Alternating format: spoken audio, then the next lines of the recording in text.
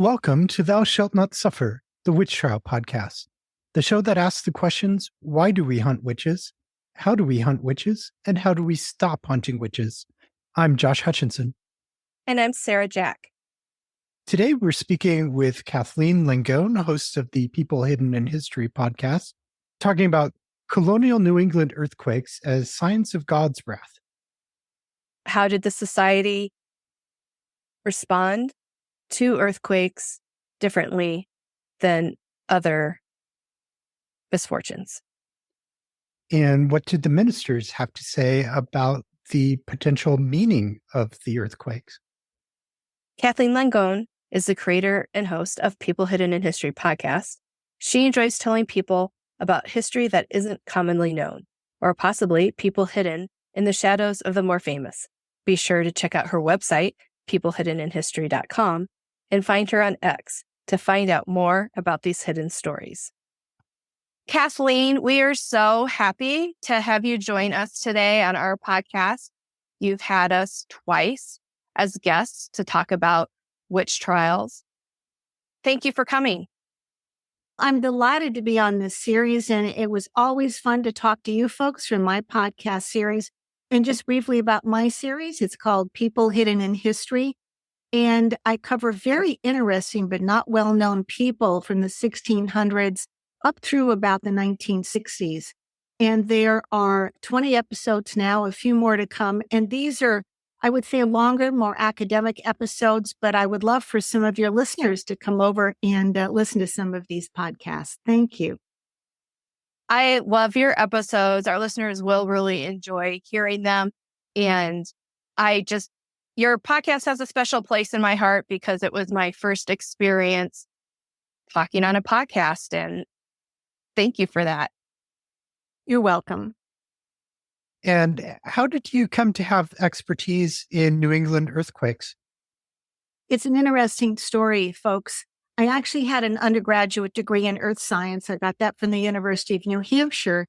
And through a number of circumstances, I connected with New Hampshire Emergency Management. Actually, in the late 1980s, there was actually money coming into New England to do research on earthquakes because various people realized in the United States Geologic Survey that there was a pretty extensive history of earthquakes, as we'll talk about in the 1600s, 1700s.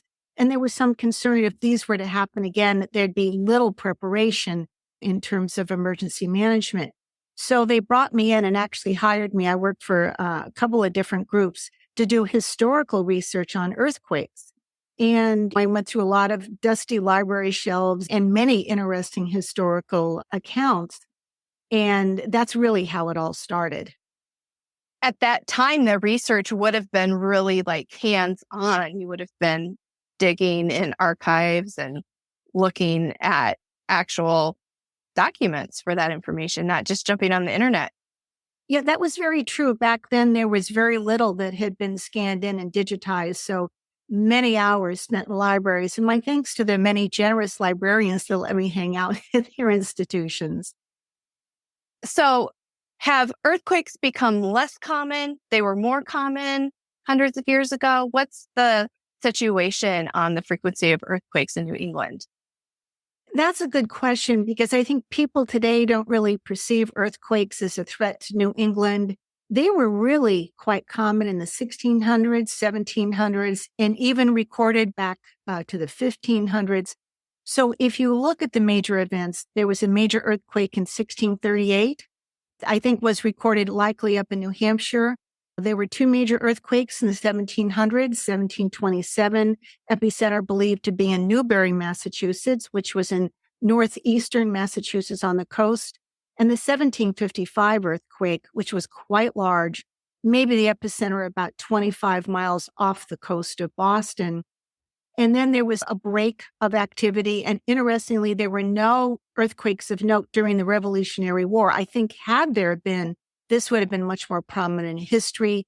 Very little activity in the 1800s. Then there were actually twin earthquakes up in Tamworth, New Hampshire in 1940, and not much since then. You talked about earthquakes in the 17th and 18th centuries. How would the colonists have responded to those? How would they have viewed that experience? When I first started researching earthquakes, of course, I was aware of the witch trials in the 17th century, the 1600s. And I thought that these would have been attributed to the devilish acts of these witches. And there was never a connection there. But these events were definitely seen as acts of a vengeful God. So many of these earthquakes created sermons, which we'll talk about in a little bit. So there was a definite division between what witchcraft could cause. They often would attribute things like diseases, stillbirths, dead livestock, things of that nature to witchcraft, whereas earthquakes, maybe even hurricanes or things of that nature, were of this very powerful, vengeful God. And what do the ministers say about his vengeance or what was to follow? What kind of ideas or messages did they have for their churches? I think that they almost welcomed these earthquakes in a way because to them it was a very clear message that people have sinned and to prevent them from sinning in the future. So these ministers would record these earthquakes, like I said, as acts of a vengeful God. And we'll talk about one minister, Cotton Mather, from 1727. And he's talking about the conditions just before the earthquake and then the earthquake occurring. And he says, the air was never more calm, the sky never more fair, everything in all imaginable tranquility. But then he says, was heard in Boston, passing from one end of town to another, a horrid rumbling. And let's talk back to 1638. There's a recording from William Bradford, second governor of Plymouth Colony. And this passage was actually written at a time when they were having meetings. The town fathers were meeting about actually expelling some people who were not adhering to whatever the laws were of the community. And during this meeting, the 1638 earthquake occurred. And it states, as if the Lord would hereby show the signs of his displeasure. So in other words, this earthquake was seen as justification for them having this meeting to expel these people. That's really remarkable timing. The 1638 earthquake happening while you're making a weighty decision. I would definitely see them, how you would interpret that as being a sign of what you're supposed to do. I would like to mention another recording from the 1638 earthquake. At the time that occurred, the famous Anne Hutchinson that we know ran up against Governor John Winthrop, etc. She, in a sense, had been expelled. She was down in Rhode Island at this point, and she was having a meeting, a religious meeting, if you will, at her home. And when the earthquake occurred, from her perspective, it was almost a justification that she was where she was, that it's good that she was no longer up in Massachusetts. So to her, it was a positive sign. And in a couple of weeks, I hope to have a podcast out on Anne Hutchinson. I recorded it. I'm still editing it, but that's going to be an interesting story that I think you two will enjoy also. I'm really looking forward to that. There's some witchcraft implications in the case of Anne Hutchinson and her associates, the midwives, for bearing the children with congenital disorders that they deemed the monster births, to use the term of the day. Yeah, and John Winthrop even called one of Anne Hutchinson's friends a witch. Exactly, Josh. She did have a monster birth, sadly. I think when the various trials were going around, she was still in Boston. She did have basically a deformed baby that died, and I'm sure that they pounced on that. Now, in addition to earthquakes, there were some other odd phenomenon that happened in New England. In 1780, though much later, there was something called a dark day. And this was attributed, they understand now, to these massive forest fires in Canada, which of course we're very familiar with this year, bringing over these huge clouds of smoke, and it's stalling over New England. You can have one of these thermal inversions where the air just doesn't move off to the coast. And there was a minister in Connecticut that actually labeled this as a sign of a judgment day that had come across his community. And, I think that's a very strong statement to actually call this a judgment day. So again, earthquakes and some other less easily explained phenomenon were seen as acts of God. Some of the other things that impacted the colonists, you wouldn't necessarily feel it. You might see it or hear it. And with an earthquake, you've got all your senses being pulled into it. I think how powerful that must have felt to them. Well, I think following up on what you said, the fearful colonists, I think, would want to hear from their ministers because they would see this as an act of God. They would like to hear that confirmed by the ministers or maybe know in ways that they can repent. So not only was there shaking of houses and everything, there was an odd phenomenon occurred with the 1755 earthquake called earthquake lights that was even more frightening. So in New England, there's a lot of granite. We all know about granite in New England. And when these earthquake waves would come through, and if they were intense enough, they would actually compress the granite, and the quartz in the granite would emit sparks or lights. So in the middle of this earthquake, they would actually see lights skitter across the ground. It was recorded as a blue light, and that's even more fearful. And again, an example of something that would not be explained and be very fearful. How powerful. So I just want to bring up a more humorous aspect of a minister talking about the 1755 earthquake. This is Reverend Phillips from Andover, Massachusetts. And I guess before the November 1755 earthquake, there'd been a lot of people who fell asleep in his sermons. And of course, he would rebuke them, etc. And after the 1755 earthquake occurred, he was able to say, well, you better not sleep now because God's pretty upset with you. And people stayed awake for a while in his sermons. Nobody wants to get rapped on their shoulder for dozing off in a service or class, but how even more upsetting to be rattled by God's hand on an earthquake. And I think those sermons back then, Sarah, were a couple of hours. They weren't like the nice, sweet and short ones we have now at 45 minutes. These were a couple of hours, so I probably would have fallen asleep too. They would hold 2 a day. On Sundays, you'd go for a morning service, break for a long lunch, and then go back in the evening. And sometimes the evening service, it would be so dark in there that you could hardly see the minister. But these are long hours that you're putting in an uncomfortable wooden bench in a building that's either too hot or too cold. It's rarely just right inside one of those buildings. Was an earthquake always a sign of God's displeasure? It mostly, Josh, for the earlier earthquakes, by 1755, you had some other trends coming in. This coincided with the Age of Enlightenment from Europe, a lot of new scientific thought coming out, trying to explain things in the world with rational scientific explanations. So there were scientists at that time in Boston who were trying to explain these earthquakes by other means.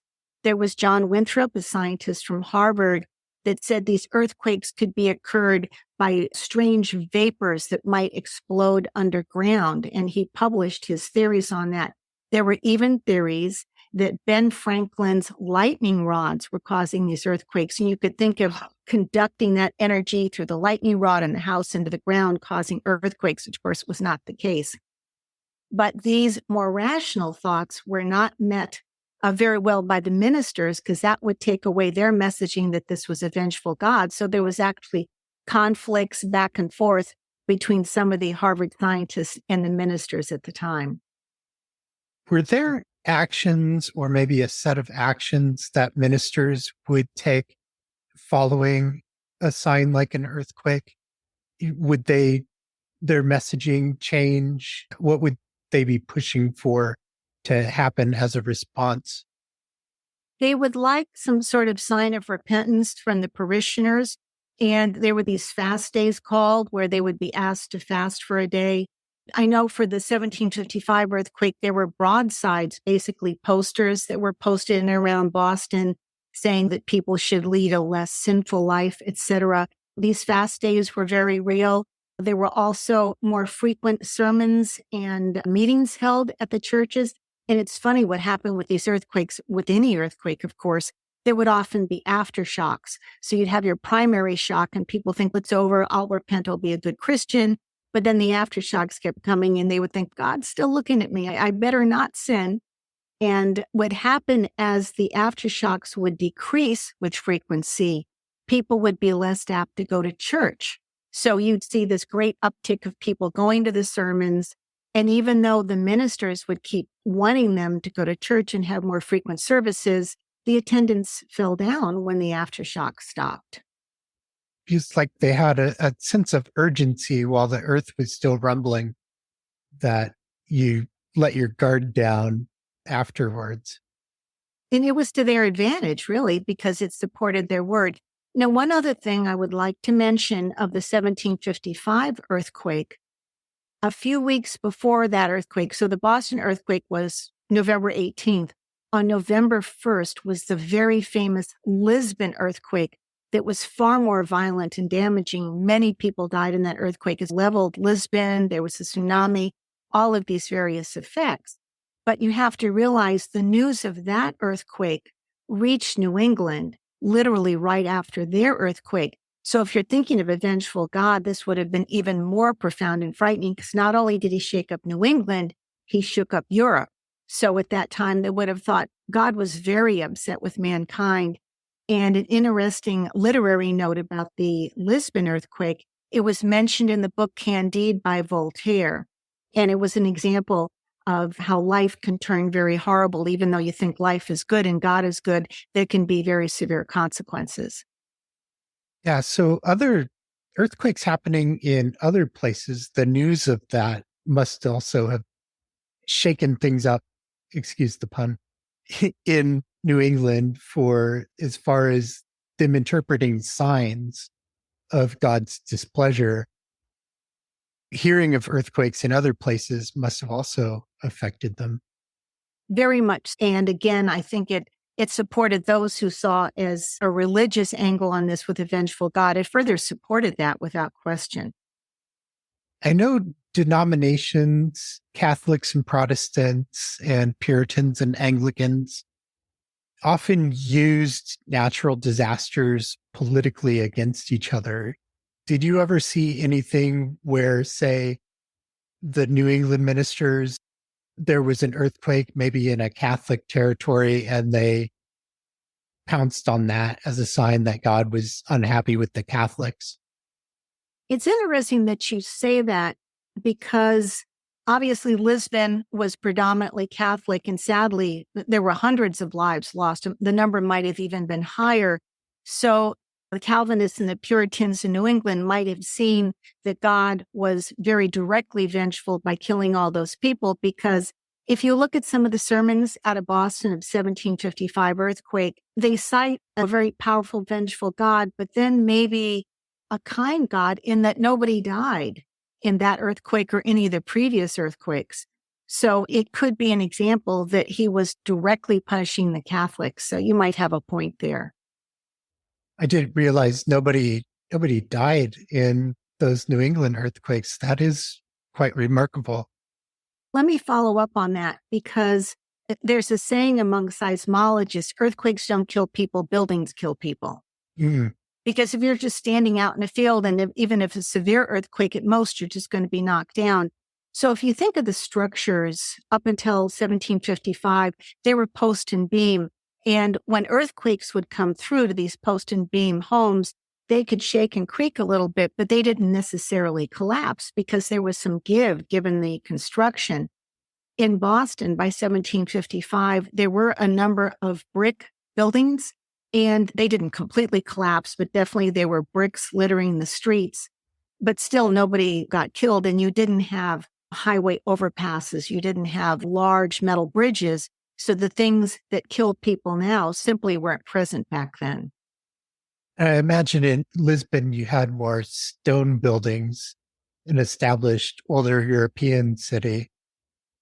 I think that would have been very true. And if you ever read the accounts of that earthquake, it was especially nasty. Mm. Kathleen, we don't have a lot of extra information on the Jamaica earthquake. we saw that Marilyn Roach mentions it in her day-by-day chronicle when it happened. I can tell you I know what the physical effects were. It was on one end of the Jamaica Island, and it was a pretty nasty earthquake. Part of the land actually subsided into the ocean, and the land there became like quicksand. And I have an account. It's a little bit gruesome, but it's a realistic account. Some people who were walking around as this land began to subside, it became wet. It became like quicksand, and people were actually trapped in the land to the point where just maybe their head was above and nobody could pull them out. And then actually dogs came around and actually ate some of these people. I know that sounds horrible, but it was pretty gruesome. Samuel Sewall mentioned it in his diary in 1692. And so it had some relevance with Salem witchcraft crisis going on. There was a belief that there was a diabolical conspiracy against the Puritans, against their mission in New England. They had warfare going on with the French Catholics and the Native Americans, who they considered to be pagans. So they thought that they were being surrounded on all sides by the devil trying to tear down Christ Church. And I know that it was recorded that they did take some solace in that with the Jamaica earthquake, as terrible as it was, the Puritan ministers survived, and no New England vessels were lost in that earthquake. So they took that as solace, but they were still deeply concerned of what the earthquake itself meant. Yeah, that's an interesting comment. And again, it goes to the examples where no one died in the New England earthquake. So again, it was a vengeful God, but he spared lives. And I do want to talk a little bit about the 1755 earthquake again. That was during the height of the French-Indian War. And a number of accounts are in the accounts of the war, etc. So they do mention that earthquake. So it was recorded in journals, if you will, of the French-Indian War. That's fascinating how you seem sometimes to have these events compounding. There's just one thing on top of another, and that really gets you wondering, what is this a sign of? Is this maybe the end times? Exactly. You mentioned the dogs at the Jamaica disaster. I was curious if you got to see any other information about animals' responses, or if anybody talked about animal behavior in relation to earthquakes. Very good question. There were often recordings of dogs howling just before earthquakes. There's even been some scientific study on that before you have the ground motion, there could be some sort of very high frequency waves that can come through an area that animals pick up on. It's been documented many times that dogs and other animals will howl or become restless within a few minutes of an earthquake. I was also wondering with the fishing, if anybody reported an effect on their fishing. There was an account with the 1755 earthquake from a ship that was off the coast of Boston that just after the earthquake, they saw this huge upwelling of dead fish. It might have been some sort of compression of the water waves that might have killed a school of fish. So there was a recording of that. Wow, that is fascinating. You mentioned tsunamis in regards to the Lisbon earthquake. Was there ever a report of a tsunami or anything to that effect in New England? There were not. It just happened to be with the angle that these earthquakes occurred, if you will. There's no recordings of that per se. There are recordings of land subsidence, maybe not huge chasms in the earth, but there were recordings of certain areas of land that became depressed. And there was another effect that I'll mention, what happened in the Jamaica earthquake. If you have certain kinds of sandy soil and if it's moist, it can become like quicksand. There were incidences of land that would just depress You might have a hole where the sandy soil was. You might have some trees tilt over if they were rooted in this sort of soil. There were many accounts of that. In fact, what scientists do now, and in present time, they might go to an area that they suspect had this kind of soil, and they would take samples. They would take these ground corings, and they would see through the levels of the sand or the clay or whatever, these explosions, if you will. They're called sand blasts or sand blows. So that would have occurred, and that's a great marker when people do research, because if you have these, you have to have an earthquake of magnitude at least 5 or above. And let me digress for a moment and talk about the magnitude of these various earthquakes, just to give people a reference.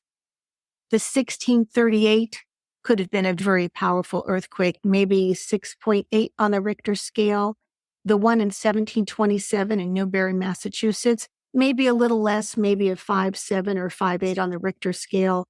The Boston earthquake could have been as powerful as a 6.1 or 6.3 on a Richter scale.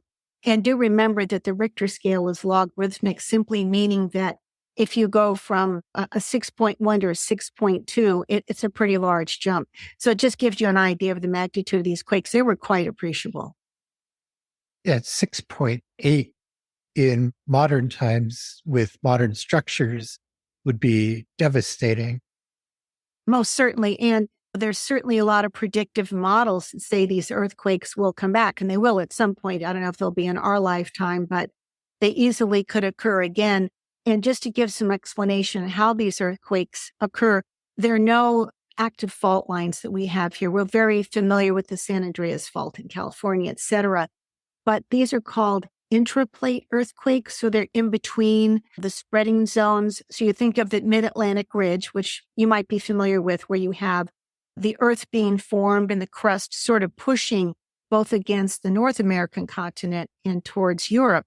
So as this pressure keeps happening, something has to happen. It's like the middle of a graham cracker cracking, if you will. So this pressure comes into New England, and old faults from many eons ago are basically activated, and you have these earthquakes. I didn't know that type of earthquake existed. I was thinking there must be a fault. I live out in the West, so I'm much more familiar with the California earthquakes. I've experienced a couple of those, and knowing that there's activity in the middle of a plate, that's brand new. Yeah, there is, because all these crusts, you put enough pressure on anything like that, and it's going to crack at some point. At what point would have they started reflecting on these scientifically, putting data together? Would it always have been looking back to get information? Or I'm just curious, when you have Governor Winthrop reporting what he saw and what the experience, when did the documenting become more scientific? I think that you have to look at the rise of science of geology. I think geology came into its own more so in the 1800s, and maybe there was more scientific recording, et cetera. So back, I believe, in the 1970s, there were seismic networks set up throughout New England and southern Canada, seismographs, of course. And now we have Weston Observatory, which is basically an earthquake observatory in Weston, Massachusetts. They're associated with Boston College. And they're, if you think of it, a major monitoring station, and their instruments will pick up anything in New England. As a matter of fact, anything from around the world. So there's quite a sophisticated network set up now. But I think that's really recent in the last 60 or 70 years. I don't think there was much monitoring formally done before then. And how are these magnitudes of historic earthquakes? How is the magnitude calculated? Very good question. Of course, back then, in the 1600s and 1700s, you didn't have the concept of a Richter scale. You had a scale which we now call the modified Mercalli scale, and that is a scale of felt effects. And I'll give you an example back to colonial times. If you had, let's say, a pewter goblet fall off the table, that might be a magnitude like a Richter scale 4 or something like this. So a lot of these reports, and what people like myself and many others did, they would record all of these physical effects and say, okay, if I've had a collapse of a chimney, that's maybe at least Richter 5. So you would map these physical effects to what that would map into the modern day Richter scale. And it's funny back then because if we think of an earthquake coming through, we might say it would sound like a jet coming by or a train. But back then it was carriages coming by, like large thunderous carriages. So there were different descriptions of how these things were back then. That's interesting. I'm curious what surprised you while you were researching. Did you have any insights that you didn't expect, or what was most impactful to your research for what you found? I think what surprised me the most was the tight correlation between religious life and these events. There was no question when these occurred, people would immediately think it was an act of God. There was no question. There was not a split second, gee, I wonder what that was. It was immediately thought of as an act of God. And how these ministers would use these earthquakes or things like the dark days to bring people into their parish and to help people stay to the way of gods and not be sinners. So again, it was a very integrated thing of these events going into the religion of the time. Yeah, it really shows how encompassing the interpretation of all the things happening, how tied it was to God's favor or God's displeasure and what their behavior should be. We look at the witch trials and we see what a major piece of that the religion was, but it's very interesting to look at weather or these natural disasters and see that it didn't take them off guard. They didn't try to find a reason for it. They just knew, hey, this was part of God's working as well. Now, from both of your research, what would you say was most frequently perceived that witchcraft would cause? We talked a little bit about that, but what would you say witchcraft caused this in the village? What would that list of bad things be? Start with the death of animals and children. Death and sickness were the most common issues. There were some reports of weather related to witchcraft. There was one of a ship that was caught in a storm by witchcraft during the Salem witch trials.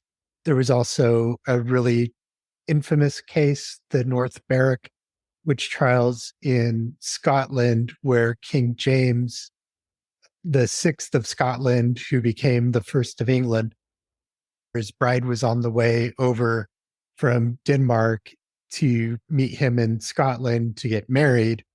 And this huge storm nearly sank the ship.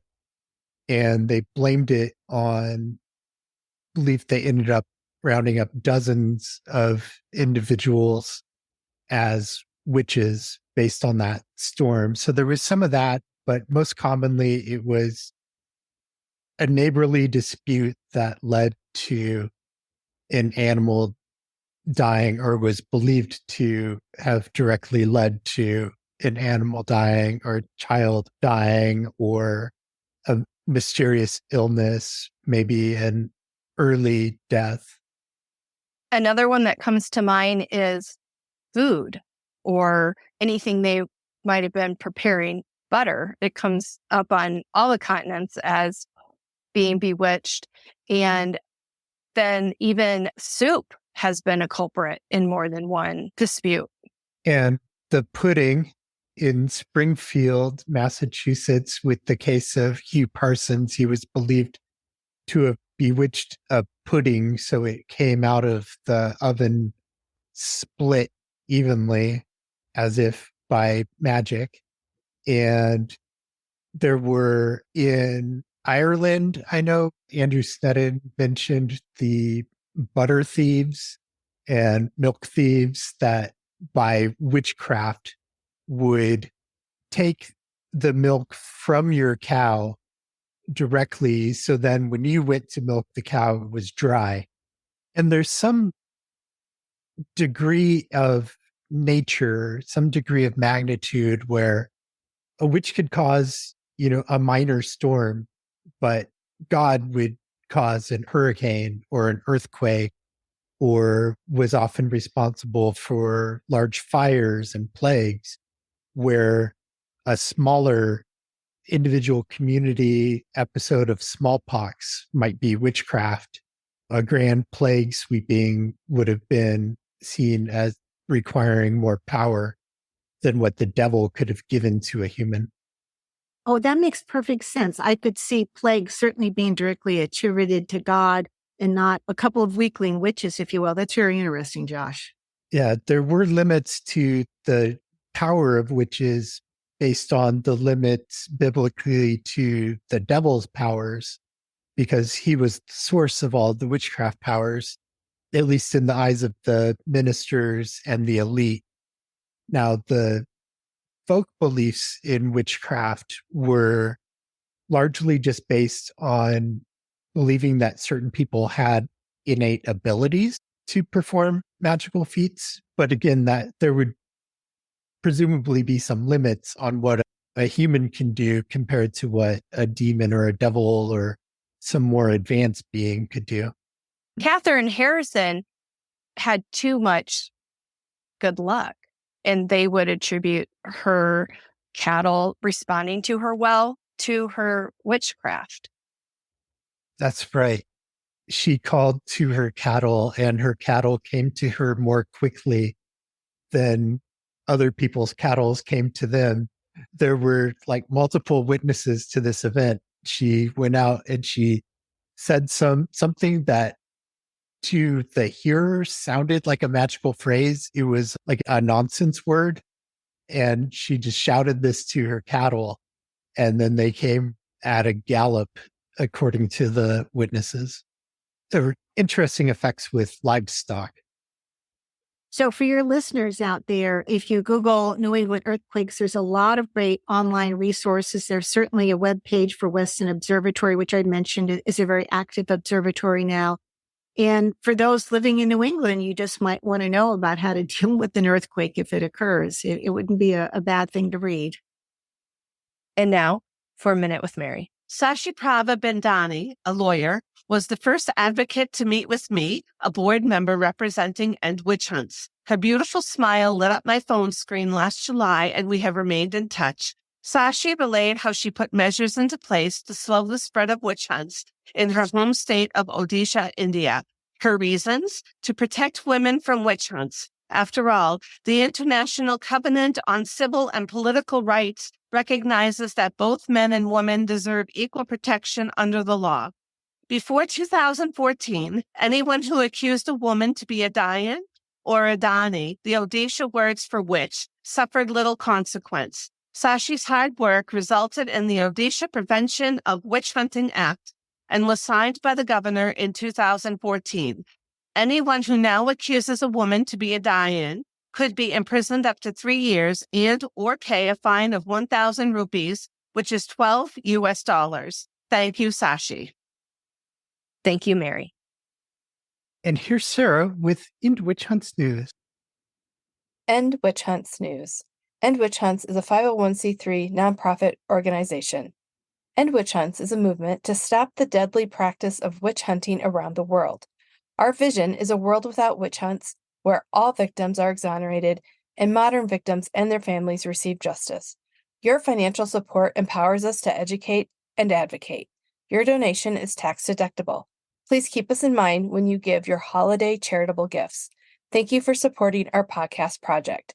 Go to the show notes to see how to donate to our nonprofit organization and podcast. Our newest project, the Massachusetts Witch Hunt Justice Project, is seeking formal exoneration for those convicted as witches in Boston and asking for a formal apology for all those documented to have suffered in the colony witch trials. We have researched these individuals, and they each have a story of innocence, injustice, and devastating life-altering consequences due to false witchcraft accusations. We want to address this colony-wide miscarriage of justice with an amendment to the previous legislation that has already exonerated those convicted in the 1692 Salem witch trials. Please sign and then share the petition change.org/witch trials to show your support. To learn more about this project and how you can get involved, visit MassachusettsWitchTrials.org. Our podcast creator, Josh Hutchinson, and Professor Emerson Baker had a great conversation last week on GBH News Greater Boston about the Massachusetts Witch Hunt Justice Project. Watch it today to hear about the significance of acknowledging the 5 innocent women who hanged in Boston for witchcraft: Margaret Jones, Alice Lake, Elizabeth Kendall, Ann Hibbins, and Goody Glover. An amendment to previous legislation is all that it takes to clear their names. It's the right thing to do. It's an easy thing to do. But someone in the Massachusetts General Court has to initiate the amendment. Thank you for stepping up and making a difference. If you live in Massachusetts, you can share this project with your legislative representatives and ask them to propose the amendment. If you are a voting member of the Massachusetts General Court, we need you to lead or collaborate on this amendment effort now. Please consider reaching out to the project so that we can support you as you propose or support such an amendment. Please take action and let's work together to help close a chapter of American history that calls out to us all for answers. Thank you, Sarah. You're welcome. Thank you for listening to Thou Shalt Not Suffer, the Witch Trial podcast. Join us next week. Please rate and review wherever you get your podcasts and hit that subscribe button. Go look at our other episodes at thoushalltnotsuffer.com. Remember to tell your friends about the show. Support our efforts to help end witch hunts. Visit endwitchhunts.org to learn more. To support the show, please make a tax-deductible donation, purchase books from our bookshop, or merch from our Zazzle shop. Links are in the show description. Have you considered supporting the production of the podcast? Join us as a super listener. Your super listener donation is tax deductible. Thank you for being a part of our work. Have a great today and a beautiful tomorrow.